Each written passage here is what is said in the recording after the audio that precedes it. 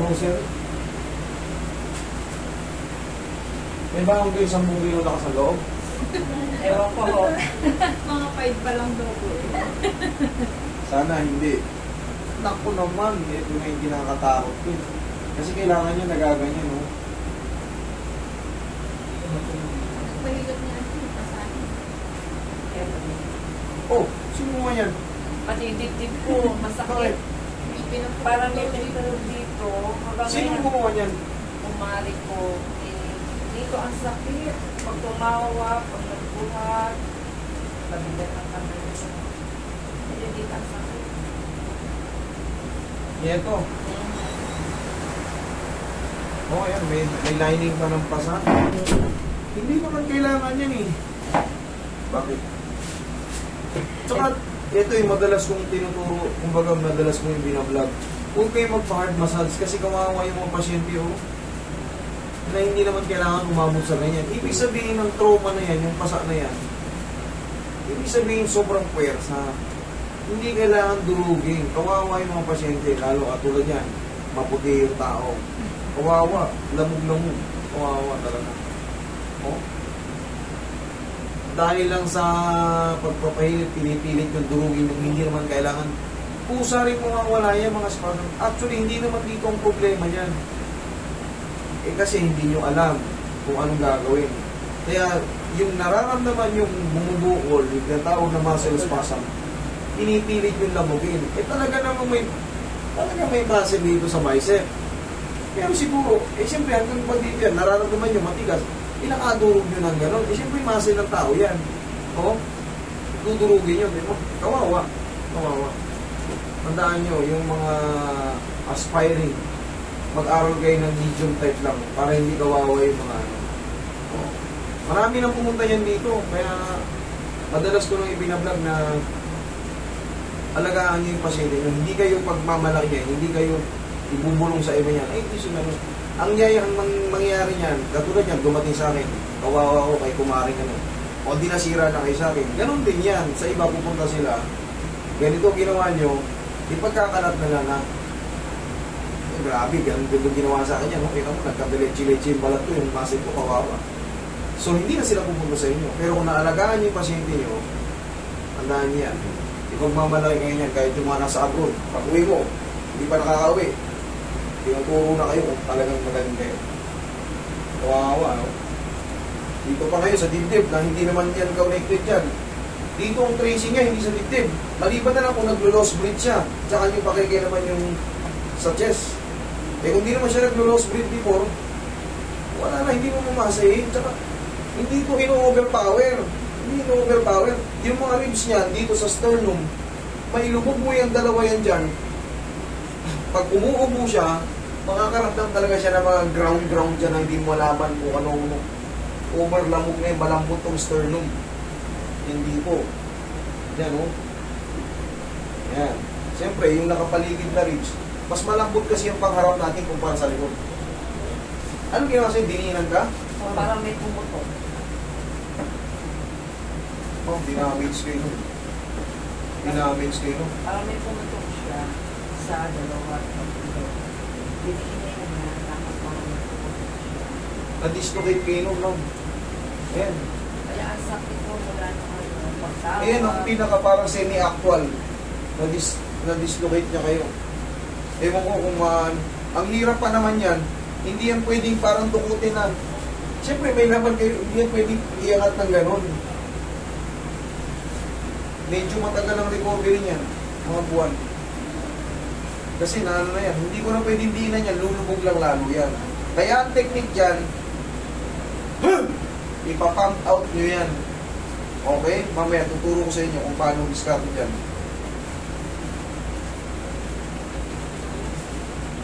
Dapat tinanong nyo siya kung ano yung marunong ka ba talaga.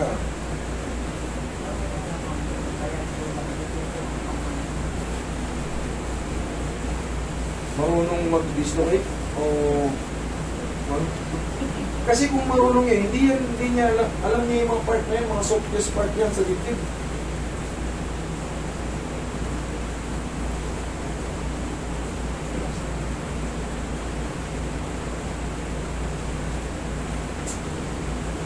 kayo, nadali kayo na ano, na mafia kayo. Relax lang.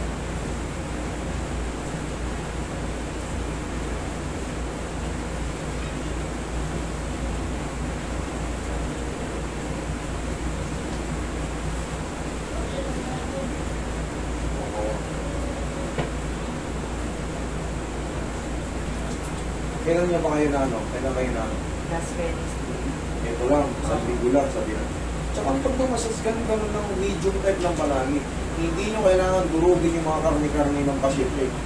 Mag-iinda yan, malalamog sila, malalamog na malalamog, malalamog na malalamog.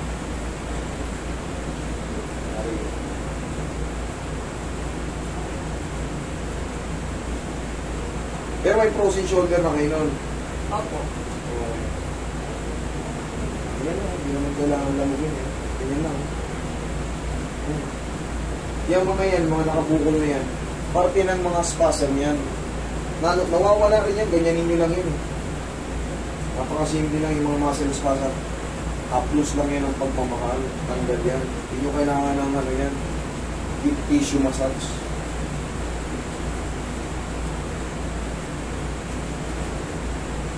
Tapa kayo man.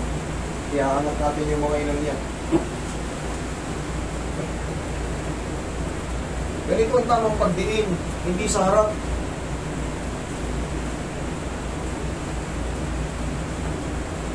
Malamang, manonood yun. Sabi mo, panoorin niya ako. Sermonan ko yan. Sabi mo, manood siya sa akin. Ganito ang tama, hindi paharap. Kung sa paharap, lagyan mo ng tela, tsaka timing yun. Bubuga siya, hindi mo ididiin. Kawawa yung pasyente, nagkandalit-chilit yung naglagotokan ng palubog. Pag ganito, din, paangat dito, dito din sa scapula.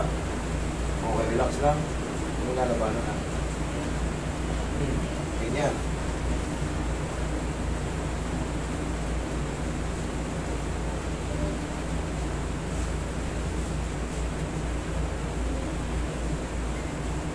Okay, massage mo muna si mami. Pakitaan mo ng medium type. Kawawa eh. Diyan lang muna. O, lagay sa libid. Tuturuan ko pa kayo ng technique mamaya. Kasi hindi agad mawawala. Marami nang lumubog dyan sa ribs niya eh. Okay. Narinig niya may lumagutok. Pero ito, tulong nito. Lahat na to. Okay. Save. Diyan lang muna kayo. Ngayon, ako naman na magdidiin niya sa dibdib nyo. Ganito ang technique sa dibdib. Pakikitaan kita. Ma'am, didiinan ko yan. Tapos, di ba, nakadiin ako. Hayaan nyo lang. Tapos, pag inangat ko ng gayon, bumuga kayo ng malakas. Kasi sabi ko nga sa inyo, yung mga ribs, hindi na pwedeng dukot-dukutin yan ng ganon. Kailangan yan, sa loob manggagaling yung pump out. Ayan o, tininan ko. Yun, gano'n. Timing lang, timing lang. Okay, hawakan niyo yung breast nyo.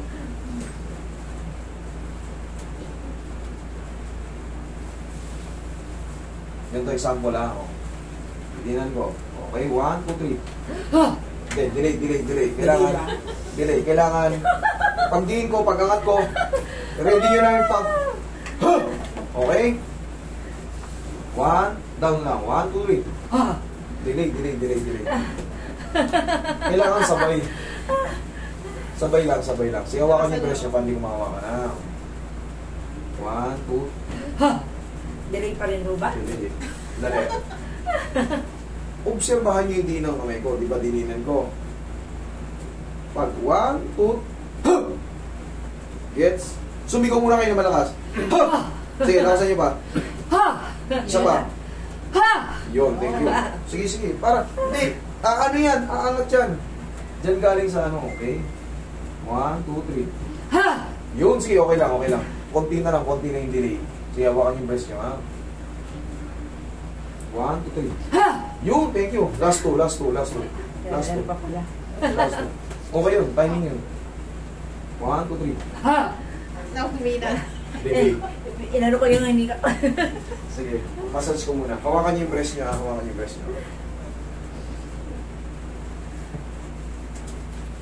Ito mahirap kasi pag babae. Pero siyempre, part to ng ano eh. Hawakan nyo na yung breast nyo.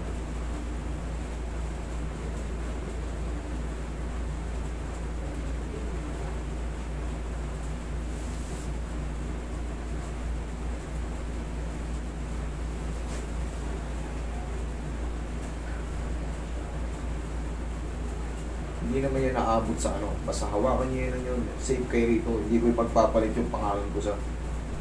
Basta technique to. Ginagawa ko na to. Pero never kayo mapapahamak dito sa akin. Never kayo makakaramdam ng mga malicious ano.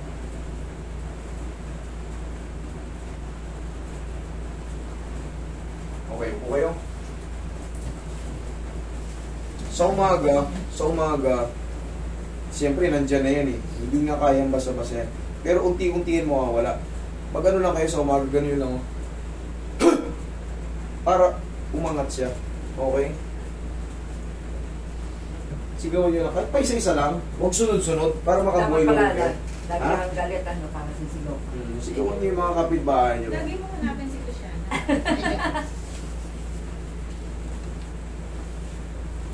Tsaka si Ed. Okay. Last two. Dalawang pitik na lang po.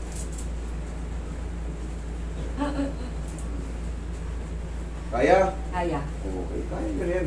Nagalaw ko naman. Ay, teka. Oh, sakit. Oh, kanina hindi. Last na to. Hindi pa nga na. Inawat ko pa. Ganun din. Sayang. Teka. Iangat ko rin. Inawat ko pa. Ganun din. Mas masakit pa to. Yung una, kaya. Sige. Okay lang yan. O, kaya na. Iangat ko na. Hindi ka tinigil mo. Ganun din yun. Dapat tsaka niya ko inawat kung naangat ko na. Nakabahan na ako. Sige. Okay lang. Sayang eh. Iangat ko na. Tingnan eh. Yun na nga yun eh. Kailangan lang yun. Sige. Last na. Kaya, Telasi. Thank you. Yan. Sige. Yan lang. Yan. Sige. 20 seconds na naman. Sige. Hindi naman yung dire-diretsong makirot. Hindi naman. Kaya lang yung pangalawa kasi, ika nga nabanat yung isa, yung pangalawa, syempre andun yung... Ngayon nga, sabi ko sa inyo, pag may ganito kayo, maganda kayo ng 10 kilo na kasalo. Pero yan, okay na yan. Nangat naman. Tapos na yun. Yan ang mahalaga kasi magawa ko yung exactong method para sa inyo. Kinalalambot ko muna, binabaliktad-baliktad ko para nyo sa inyo. Okay, last na to ha. Yun. Malaking bagay kasi tutunog siya sa loob. O, tingnan mo. Kanina ayaw umangat. O, ngayon, tingnan mo yung benefits. O, abot mo na yung tenga mo. Yan ang benefits yan. Magdusa kayo ng konti. Pero. Ngayon, ang exercise nyo para hindi na siya bumalik. Taksan nyo na. Okay? Yan lang ha. Tapos, after ng stretching, haplusin nyo ng sarili yung pagmamahal. Tapos, tingnan nyo, umubo kayo ngayon. Oh. Hindi naman. Oh. Sabi ko sa iyo, tamang teknik. Mare, tigilan mo na yung kadidi ng toro-todo. Medium lang tayo, Mare. Kawawa yung tao. Oh. Kita mo, nag-trauma na. Oh, ay sus, para siyang ginulpi ng barako eh. Okay, ma'am? O, huwag na kayo malilito. Ha? Apo. Tenga po po. Ay, tenga mo. Saka yung aking Ay, oo, sorry. tuhod. Lulubusin ko na po.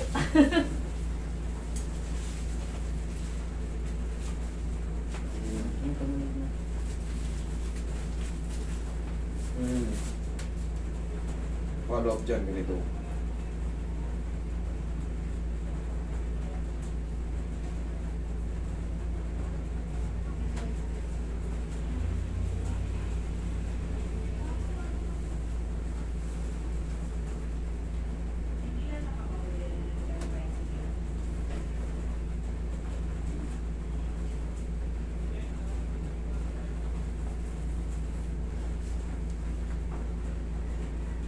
Bihaya.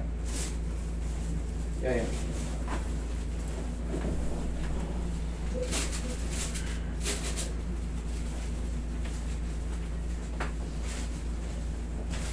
Ito, tumutunog mo.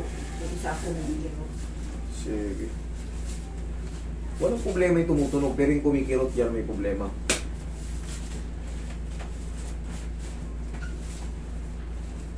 Basta yung sumasakit yan ang may problema. Pero yung tunog-tunog lang, wala namang kinikreate na pain.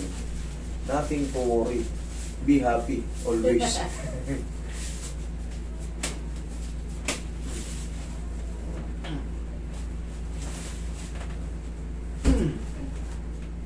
Thank you.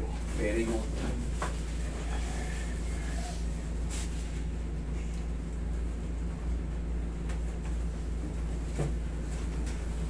Sabi mo kay Mare mo, manood siya sa akin, ha? Mare! Ay, hindi ko pala ako kumare. Diba yung ako? End of end of friendship. Hindi, kailangan kasi, hindi, marunong naman na siya. Sabihin natin marunong na siya, granting na. Bawasan lang yung presyo kasi kawawa yung pasyente talaga. Kawawa yung pasyente. Eh, no, namamasage naman siya ng ano eh. Eh, may tama rin yan, no? Namamasage naman siya ng ano. May mga taong pasain. Kaya medium type lang palagi. Gumagaling naman yun eh. Yung mga muscle spasm na yun, very easy lang yan. Kahit nga nakapikit, kaya nga yung bulag natutong ano eh. Tanggal yan. Yun ang very simple logic. Ganyan-ganyanin nyo lang yan eh. Huwag yun ang paka-intense yung ano. Walang gumagaling sa ganun, lalo na nagkakandaleche-leche. Dating walang pasa yun, no? Ba't nagkapasa? Ibig sabihin, sobrang. Nag-ano. Tingnan nyo kung gaano kagaan yung kamay namin. Nahihilot kayo, pero hindi yan baby ha, hindi soft, ano yan, iba yan. Yan ang natawag na medium Sarap type. ng ano. Magaan ang kamay niyo. Yan talaga, tinuro ko yan tinuro ko yan kay Roy, kasi dati si Roy medyo mabigat din ang kamay. Magaan na. Sarap na nga niya maghilot. Oo, iba na yan ngayon. Hindi, sarap na ng ano niya. Upgraded na yan si Roy. License din yan. Therapist din yan, kaya kinuha ko yung pinsan ko yan. Kaya hinahayaan ko siya sa mga ano. Marunong naman talaga yan, pina-adjust ko lang yung lakas. Kasi may mga portion na tinatamaan dyan. Bago kami na ganito, umihiga rin kami sa board. Itinetesting sa amin yung massage yan, yung pressure. Alam na, ako, obserbador ako eh. Alam ko yung masakit eh, ba't ko gagawin sa iba? Kung ako na, di mag-aangal din kayo. Kaya yan, pina-adjust ko sa kanya yung pressure. Pwede naman yan, yung ganyan-ganyanin lang yan. Oh, sige. Magtatakbo na kayo na. Thank you po, thank you. Thank you. Next! Hello.